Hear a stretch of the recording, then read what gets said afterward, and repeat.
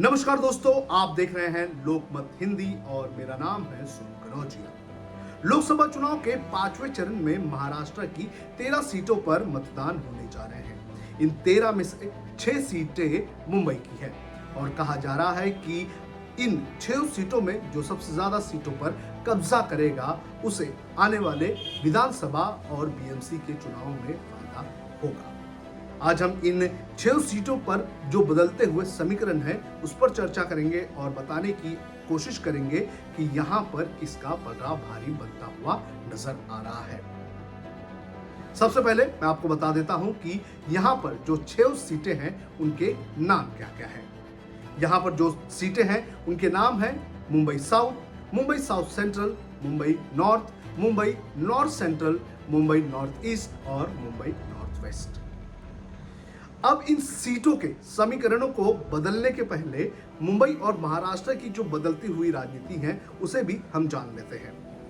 मुंबई और महाराष्ट्र की अगर बात करें तो पिछले 3 सालों में यहाँ पर काफी कुछ बदल चुका है।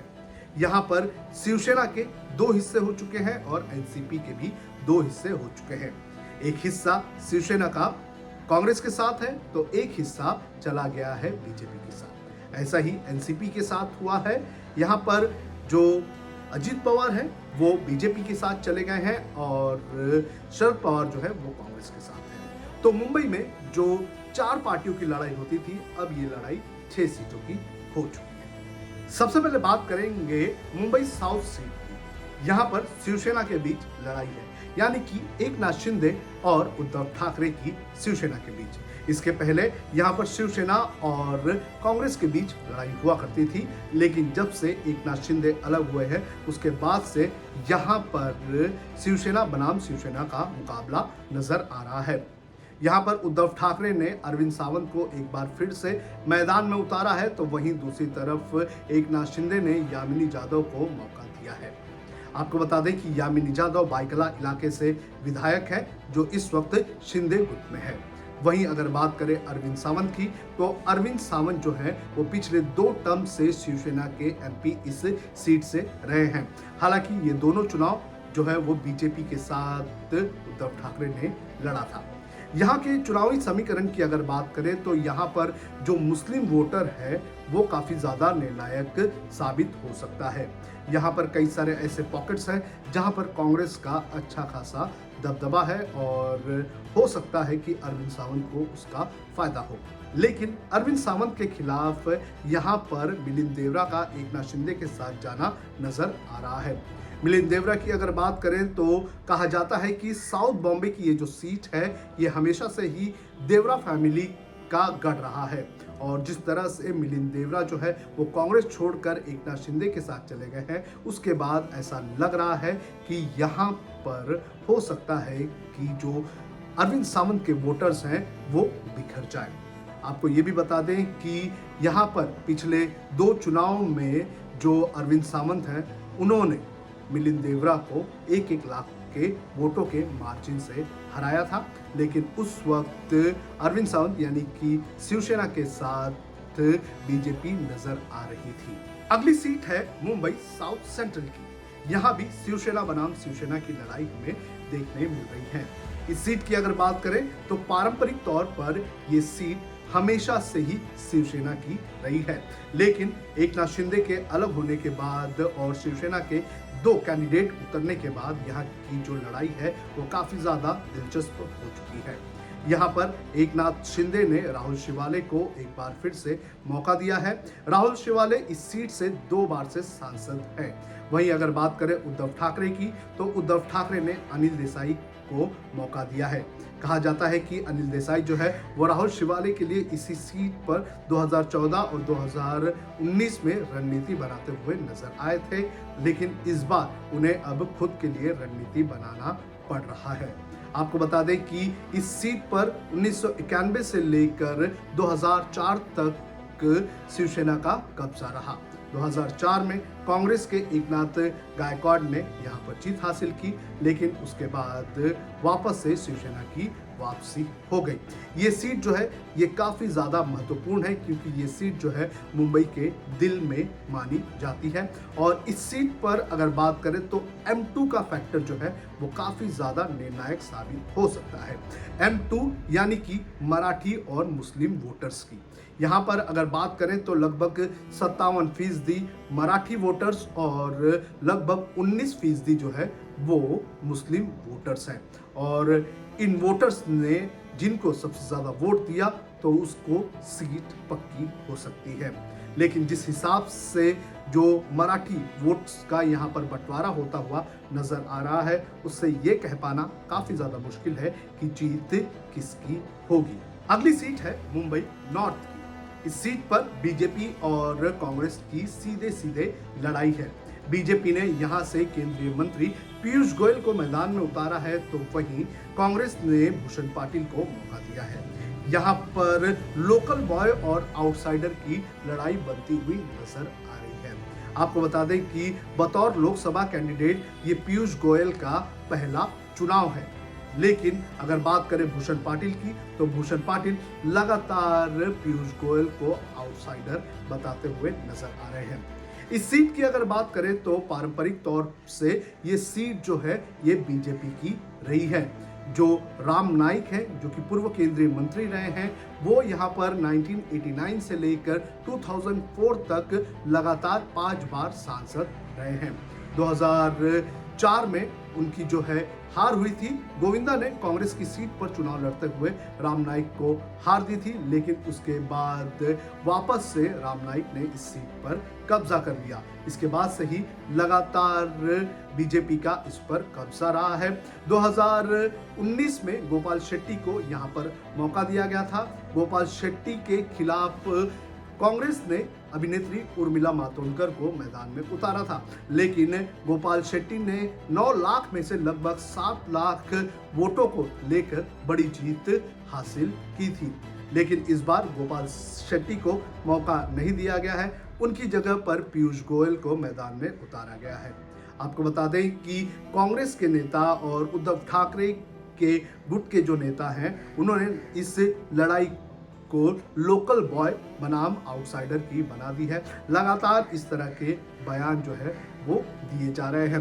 पीयूष गोयल की अगर बात करें तो पीयूष गोयल जो है वो नॉर्थ मुंबई सीट से नहीं आते हैं बल्कि वो रहते हैं साउथ मुंबई में, तो इसलिए इस लड़ाई को जो है आउटसाइडर की बना दी गई है। लेकिन पारंपरिक तौर पर ये सीट जो है ये बीजेपी की रही है।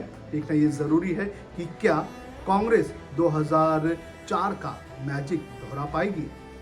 अगली सीट है मुंबई नॉर्थ सेंट्रल की। यहां पर भी कांग्रेस और बीजेपी के बीच सीधे सीधे लड़ाई देखने मिल रही है। कांग्रेस ने यहां पर वर्षा गायकवाड को मौका दिया है तो वहीं बीजेपी ने राष्ट्रवाद का कार्ड खेलते हुए उज्जवल निकम को मैदान में उतार दिया है। हालांकि ये जो दोनों भी कैंडिडेट है ये अपनी अपनी पार्टी की तरफ से पहली पसंद नहीं थे।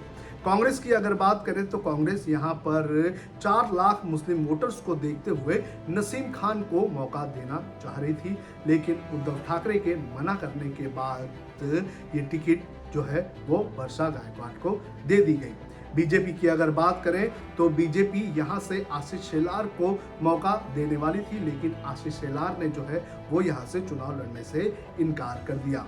हालांकि पूनम महाजन चुनाव लड़ना चाहती थी लेकिन उनका टिकट कट कर दिया गया और यहाँ पर उज्जवल निकम को जो है मैदान में उतार दिया गया। इस सीट की अगर बात करें तो ये वो सीट है जहां पर उद्धव ठाकरे भी वोट डालेंगे, यानी कि ये उद्धव ठाकरे की जिंदगी के इतिहास का ये पहला मौका होगा कि उद्धव ठाकरे जो है वो कांग्रेस के कैंडिडेट के लिए वोट करने जाएंगे। इस सीट की अगर बात करें तो यहाँ भी मुस्लिम और मराठी वोटर जो है ये जो है काफ़ी निर्णायक साबित हो सकते हैं। इस सीट की अगर बात करें तो यहाँ पर कोई ऐसी पार्टी नहीं है जिसका हमेशा से कब्जा रहा है। पिछले 2 टर्म से यहाँ पर पूनम महाजन जो है वो एमपी रही है, लेकिन इसके पहले प्रिया दत्त और रामदास आठवले जैसे जो नेता हैं वो भी इस सीट से एमपी रह चुके हैं। तो ये देखना ज़रूरी है कि इस सीट पर कांग्रेस की जीत हासिल होती है या बीजेपी। अगली सीट है मुंबई नॉर्थ ईस्ट की। ये मुंबई की एक लौती लोकसभा सीट है जहां पर उद्धव ठाकरे और बीजेपी आमने सामने है। इस सीट की लड़ाई की अगर बात करें तो कहा जा रहा है कि ये लड़ाई जो है वो गुजराती और मराठी के बीच की हो चुकी है। बीजेपी ने यहां से मिहिर कोटेचा को मैदान में उतारा है, तो शिवसेना ने यानी कि उद्धव ठाकरे ने संजय दीना पाटिल को मैदान में उतारा है। मिहिर कोटेचा पहली बार लोकसभा चुनाव लड़ रहे हैं, तो वहीं संजय दीना पाटिल इसके पहले यहां पर एमपी रह चुके हैं। संजय दीना पाटिल पहले एनसीपी में हुआ करते थे, इस बार जो है वो शिवसेना की टिकट पर चुनाव लड़ रहे हैं। इस इलाके के समीकरण की अगर बात करें तो इस इलाके का एक बड़ा हिस्सा जिसमें भांडुप, विक्रोली, कांजूर मार्ग, रमाबाई अंबेडकर नगर ऐसे जो इलाके हैं वो कहीं ना कहीं संजय दीना पाटिल के साथ जाते हुए नजर आ रहे हैं। तो वहीं दूसरी अगर बात करें मुलुंड और घाटकोपर इलाके जहां पर ज़्यादा गुजराती और जैन वोटर्स हैं, वो बीजेपी और मिहिर कोटेचा के साथ जाते हुए नजर आ रहे हैं। वहीं अगर बात करें इस इलाके के एक अहम हिस्से का जिसका नाम है मानखुर्द और शिवाजी नगर, तो ये इलाका जो है ये मुस्लिम बहुल्य इलाका है और कहा जा रहा है कि यहाँ के वोटर्स भी जो है वो जो चुनाव के नतीजे हैं उसको वोट देकर प्रभावित कर सकते हैं। 2014 और 2019 में यहाँ पर बीजेपी की सीट रही है। 2014 में किरीट सोमैया ने यहाँ से जीत हासिल की थी, उसके बाद बीजेपी ने किरीट सोमैया को रिप्लेस करके यहाँ पर मनोज कोटक को मौका दिया था। मनोज कोटक ने भी यहाँ से जीत हासिल की, लेकिन इस चुनाव में मनोज कोटक को भी हटाकर मिहिर कोटेचा को मौका दिया गया है। कहा यह जा रहा है कि मनोज कोटेचा जब यहाँ पे चुनाव लड़ रहे थे और किरीट सोमैया जब यहाँ पर चुनाव लड़ रहे थे, तो उस वक्त इन दोनों नेताओं का यहाँ पर अच्छा खासा पकड़ रहा है, जिसकी वजह से वो जीत हासिल कर चुके हैं। मिहिर कोटेचा के पास उतना बड़ा स्ट्रॉन्ग होल्ड इस इलाके में नजर आता हुआ नहीं दिख रहा है। मुंबई की आखिरी सीट है मुंबई नॉर्थ वेस्ट की। इस सीट पर भी शिवसेना बनाम शिवसेना की लड़ाई हमें देखने मिल रही है। यहाँ पर एकनाथ शिंदे और उद्धव ठाकरे के कैंडिडेट आमने सामने हैं। एकनाथ शिंदे ने रविंद्र वायकर को मैदान में उतारा है, तो वहीं दूसरी तरफ उद्धव ठाकरे ने अमोल कीर्तिकर को मैदान में उतारा है। अमोल कीर्तिकर गजानन कीर्तिकर के बेटे हैं जो इस वक्त इस सीट से एमपी हैं। हालांकि गजानन कीर्तिकर की अगर बात करें तो वो अब उद्धव ठाकरे के साथ नहीं है, बल्कि वो एकनाथ शिंदे के साथ है। पिछले 2 टर्म से गजानन कीर्तिकर यहाँ से सांसद रहे हैं। दोनों बार जब उन्होंने जीत हासिल की उस वक्त आपको बता दें कि जो शिवसेना थी वो एक थी और वो बीजेपी के साथ मिलकर चुनाव लड़ रही थी। इसके पहले इस सीट पर यानी कि 2009 में यहाँ पर कांग्रेस का कब्जा था। गुरुदास कामत ने जो है यहाँ पर गजानन कीर्तिकर को हराकर जीत हासिल की थी। हालांकि गजानन कीर्तिकर और उनके फैमिली का होल्ड इस इलाके में काफ़ी अच्छा बताया जाता है, लेकिन आर्य कॉलोनी और दूसरे साइड के जो इलाके हैं वहाँ पर रविंद्र वायकर की अच्छी खासी पकड़ बताई जा रही है। इस इलाके की अगर बात करें तो यहाँ पर आपको बता दें कि मराठी और नॉन मराठी खासतौर पर नॉर्थ इंडियन वोटर जो है वो काफ़ी ज़्यादा निर्णायक साबित हो सकते हैं।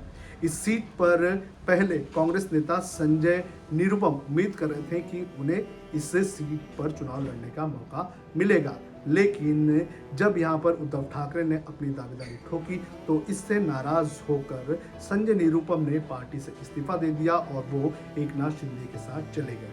इस इलाके में एक अच्छा खासा नॉर्थ इंडियन वोटर रहता है और संजय निरुपम की इन वोटर्स पर अच्छी खासी पकड़ बताई जा रही है।